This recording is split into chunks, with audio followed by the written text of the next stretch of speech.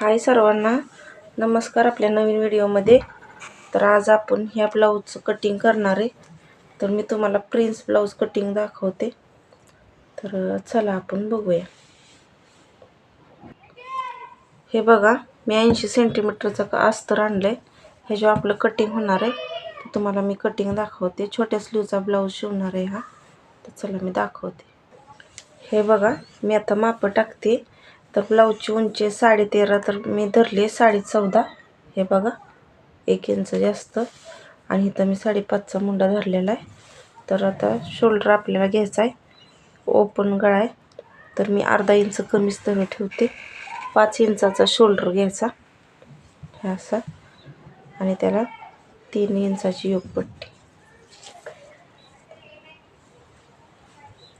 हे बघा, अशा प्रकारे. आणि हे सरळ असं आखून घ्यायचं.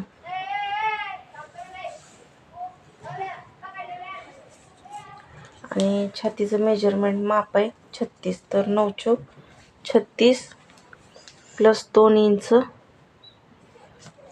आणि कमर आहे 32. तर 8 चौक छातीचा कमरेचा चौथा भाग प्लस 2 इंच.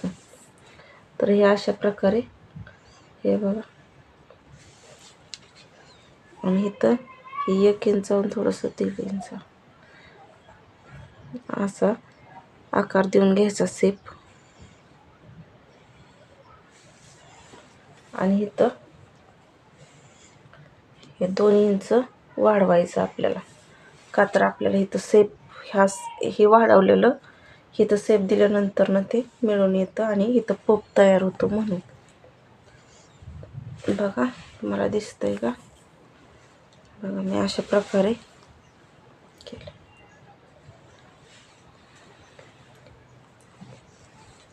तर हिथून हिथपर्यंतचं माप हे आपलं 5 इंच आहे.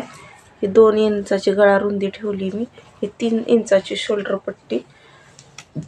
आणि ह्याच्यावर आपलं माप टाकायचं आहे. तर चला, तुम्हाला समजलंच असेल. जर आपला हा पप पाडायचा असेल तर इकडं आपल्याला वाढवावं लागतं ह्या मेजरमेंटच्या पुढं. तेव्हा आपला ह्याचा प्रिन्सचा पप निघतो. तर इथलं कटिंग मी पुढच्या व्हिडिओमध्ये दाखवेन.